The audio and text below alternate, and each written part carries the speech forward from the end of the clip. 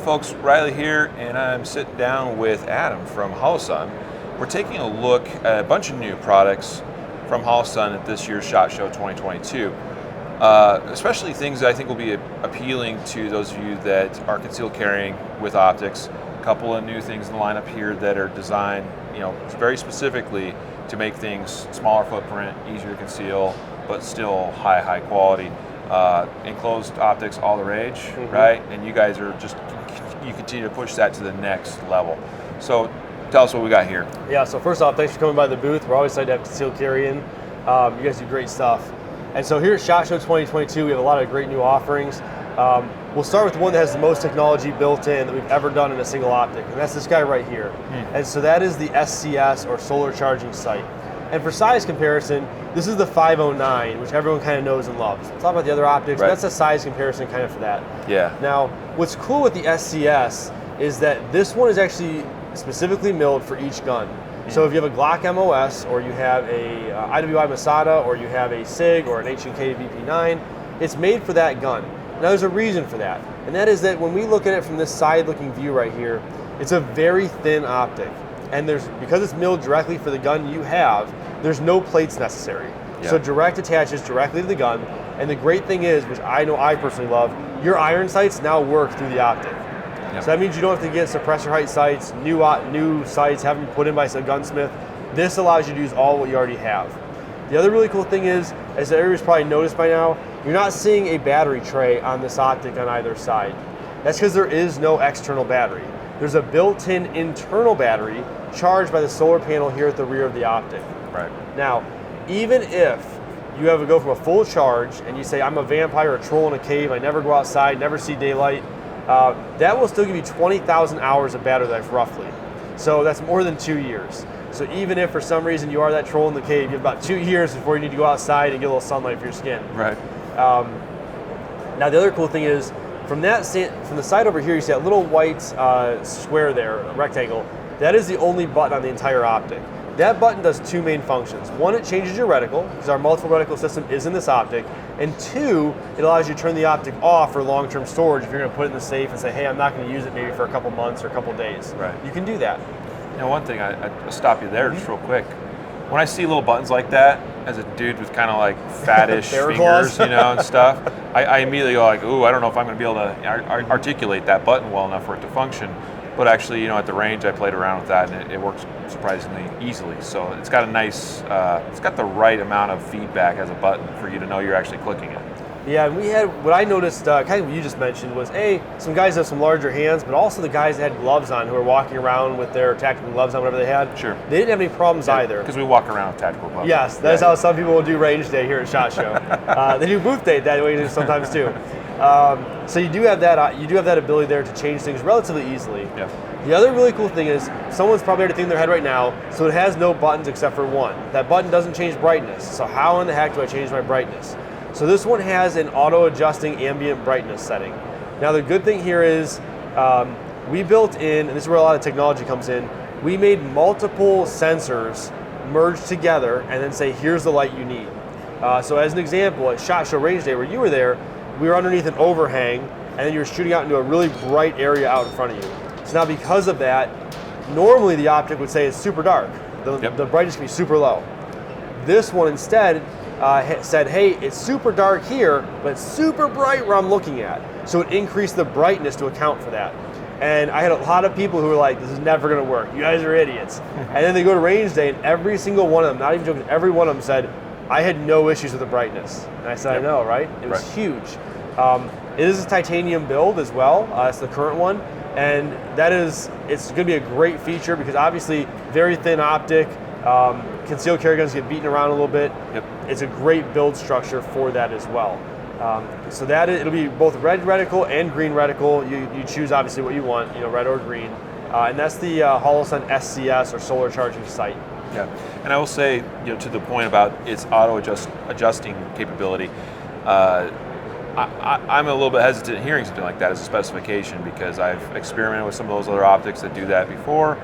Didn't necessarily like them. I mean, we're going to talk about a light here in a moment, and same sort of situation where dark room, hit the light, now your optics washed out. So I tested this at the range, cut my hand over this, got it to adjust down to, and even right now I'm seeing it go down nice and low, and then pulled this off, and just like that. You told me it was fast, and I didn't believe you, but I'm becoming more of a believer, so that's pretty cool to see.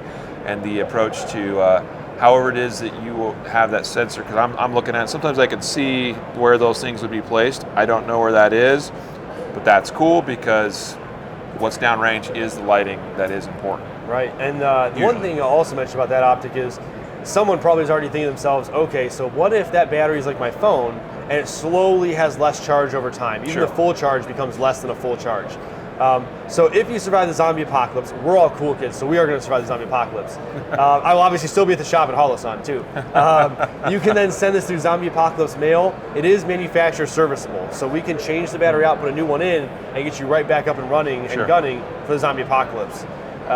Those are some teeny screws there, bro. They are. They're not made for bear claws.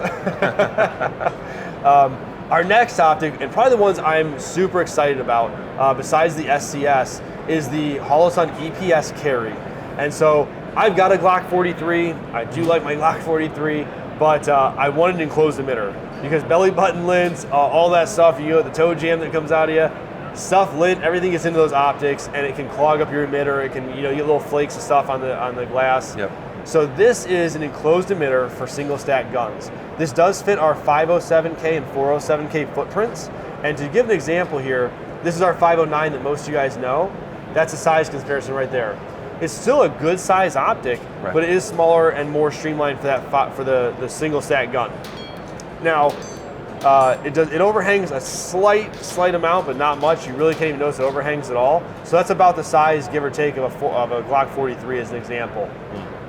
The other cool feature about this is it has built-in iron sights built into the rear. I know these are hard to see. There's little notches right there. Kind of like our 407K, 507K is a rear iron sight built in. I know me, I like to take off my rear iron sight. It's one more thing that digs in, and I just use that one that's built in. And obviously then I can use those iron sights already on my gun with this optic for most guns.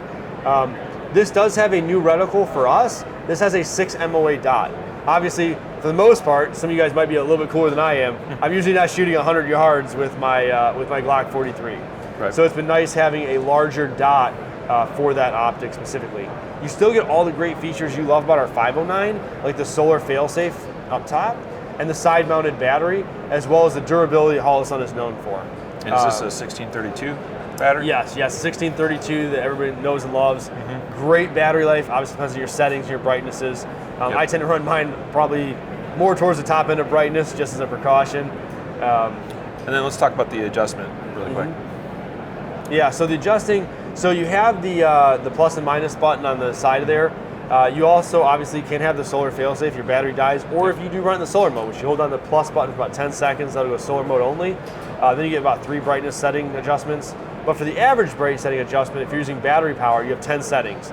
Your lowest 2 settings are always night vision compatible with Holosun optics, but you have those 10 brightness settings, and the 6 MOA, I found right around 6 to 7 for me has been a really good option.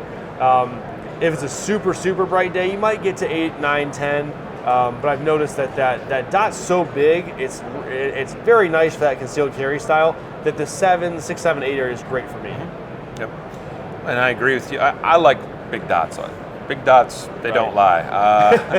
You know, so the 6 MOA is really a happy spot for me. I've even experimented with some bigger ones than that, but my competition gun runs a 6 MOA. I've got one of my carry guns with a 6 MOA dot on it, and you know, I've made hits out to 150 yards with 6 MOA dots. Yeah. So I mean, people will say they like the smaller dot for more precision. I think that's going to be dependent on the person, frankly. Yeah. You know, I think you can be precise with bigger dots, and to your point, you're probably not shooting stuff out there very far with something like this anyway. So. And I agree. When you take a true 6 MOA dot, so most competition shooters, they like the 6s or so. Yeah. I like our circle dot because I use the big circle. It's kind of a lock-in point.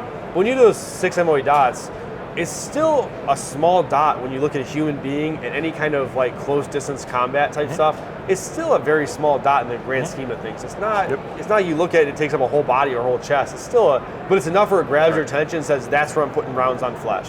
Even if you're shooting B8s at 25 yards, it's still smaller than the X-ring. Agreed. It's a talking great reticle about size. 1.5 inches. X-ring's slightly bigger than that. Yeah. Cool. So is that everything about the EPS carry? Yes, that's the EPS carry. And of course we have the EPS here, which is similar but slightly larger. Yeah, so this is the EPS, and again, here's a size comparison against the 509 that is already out in the wild. People can correlate that in their head too. So the EPS has everything you still love about the EPS carry and the 509. What it has is the 407K, 507K footprint like the EPS carry. So you can stick that on your single stack gun, or if you want to have a micro adapter plate, you could put this on a double stack gun as well. This is more of a double stack style in terms of the size of it. I'm going to put it here in front of the 509, and you're going to see it's almost an identical size-wise in terms of that width, but it gives you a larger viewport than what the EPS carry has. So looking back here at the EPS carry, you're going to see it's a larger viewport. And some people are going to want that. They're going to want a little bit bigger than the EPS carry, and this gives them a nice middle niche of what they want to do. Or again, for their double stack gun, they want something a little bit smaller than the 509, and maybe they don't want to mill it for a 509. They'd like to have more of the 407K footprint. They can go ahead and do that and put that right on there. And that's a great point. I don't know if we addressed that initially about just the fact how these mount, obviously, slightly different than the 509. So that's a good point, actually. You talk about them being the same footprint. If we're comparing them there, you get the idea. So really all we're doing is changing the width. Cool. Yeah, and it obviously in today's day and age, I'm not a huge fan of plates. They cause height issues and other things, but they're necessary evil. I mean, what allowed us to get this far in the optics game is because you have the ability to say, I can try different things, I can try different optics, different cuts. The 509 is a personal favorite of mine. It also requires a little more time because you're going to have either possibly a double plate stack, you're going to have to custom mill it. I prefer the custom mill side. But again, not everyone wants to custom mill their gun. They just want to be able to throw it on there with a plate that comes with their gun. And so it's an option for all of these. But if you already have our 407K and 507K, these are going to be awesome. That's why I'm so appreciative that we stuck with that footprint. It's just me personally, I've got a 407K cut. I'm going to stick that EPS carry on my Glock 43 and run that now as my closed emitter optic. It's really impressive you managed to make an enclosed optic that is that small. Right. I mean, that's impressive. I mean, and even like comparing these that are pretty close to the same width, but you look at how much shorter the depth of the enclosed portion is. There's nothing out there that's that small in terms of, that's going to help. One of the things we see with some of these enclosed emitter optics is if you are carrying concealed, sometimes the boxiness and the height, how far back this extends is going to sometimes print a little bit more. Correct, yeah. So shortening that up, that's a positive sign to see here on the EPS. And one thing I'm super happy to talk about when it comes to the EPS and EPS carry, there is zero distortion on that glass. With the 509, it's very slight. Most people will never notice it, but it is there. We've made some glass improvements on the EPS and EPS carry, and there's zero distortion on those optics. So it's been fantastic for us to see that next step up with that glass clarity. Got it. Obviously, the 509 everybody knows and loves. We'll skip over that guy. Yeah, this is not new. Yeah, that's not new. So next we have our RML, our rail-mounted laser. So that's this guy right here. It does come with the multiple attachment points for the different rails you might encounter or things of that nature. It has two pressure pads, one on each side, and it has a battery mounted here in the middle. This comes in a red or a green laser. Adjustments are up front, as you'd expect. And this is going to be a great little option, not only for concealed carry, given how condensed size it is, but also you guys may want to have it on a rifle or something else, and multiple options. The other cool thing I really like about this is that Holosun was very smart. This is where the battery's at. This can be a little bit tough, if it's wet or something like that, or if, God knows what's on your hands, sweating. The tool that comes with this actually has an adapter built in to unscrew this built into the tool. So your one tool you have does everything, which is great for this specific option. And that's the RML. Now, the switching on this, let's see here. I actually haven't played with it too much, so yeah, perfect, awesome. So, exactly what you'd expect. A hard press keeps on until you let go. A quick press locks it on. Yep. And then obviously a quick press turns it off as well. Awesome. Good stuff. And this is our new P.ID, so positive identification device. This is our new weapons-mounted light. And I love the new naming conventions, by the way. Right. So, it's great. It's Positive nice to have. identification device. It communicates the thing we want to do and the thing that is very important for people to understand before they press the trigger. How many times, even on your guys' site, do you read a story and someone didn't identify what they shot at and they regretted it probably forever? Oh, yes. So I am a huge proponent of weapons-mounted lights. It's rare that you actually probably need one, but when you need one, you need to know what you're shooting at. So that's something. It's a given that you should have to do. So this is our new P.ID, and so as with most lights, you can take off the light portion here, the bulb, and the LED bulb, and that will have the battery down beneath it. Yep. Now the cool thing is this is a rechargeable 18350 battery, and what that does allow you to is to recharge it. Now one thing I don't like is that if I've got to carry a separate charger for the battery, it's one more thing I've got to remember, one more thing I have to have. If I'm out on the range doing something, I don't want to have to whip out this special thing. This has a USB-C charging port here in the bottom with this cover port. So I can charge this with the same device charging that I have for my phone or my iPad, whatever you have. I can do it with a mobile charger and keep it up and running. I do help teach some low light and night vision type classes. Oops, sorry about that. And it's great to be able to charge that or swap the battery out if I don't want to have to charge it. Now this is a 500 lumen or 1000 lumen light, and when I say or, it's actually built into the same thing. So you can press this once, it'll turn the light on.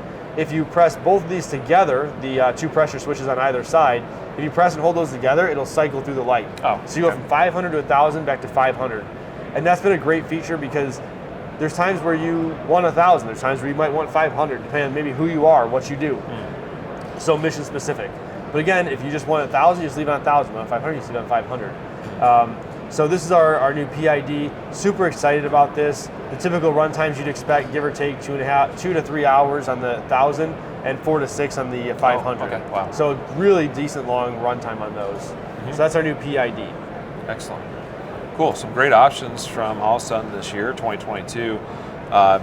Particularly excited for our audience to see these starting to hit the market. Is there a time frame on what we can expect with these? So obviously in today's world, nothing's a given. Of course. But we are hoping end of quarter one, beginning of quarter two, that we're going to have these hitting the market and in your hands. Excellent. Cool. We appreciate it, Adam, running us through the new products from Holosun this year. Hope you have a great rest of your show. Folks, check out Holosun. In fact, what's the best way for them to learn about, read up on the new products? Yeah, so obviously holosun.com, and then also our Instagram and Facebook. Those are two great things. And there's actually a Holosun user group as well on Facebook, and we go through all kinds of different videos and demonstrations, things like that, to make sure that the customer feels supported and they know exactly what's going on. Yeah, excellent. So there's some great resources for you. Check them out. Thanks for your time today, sir. Thank you.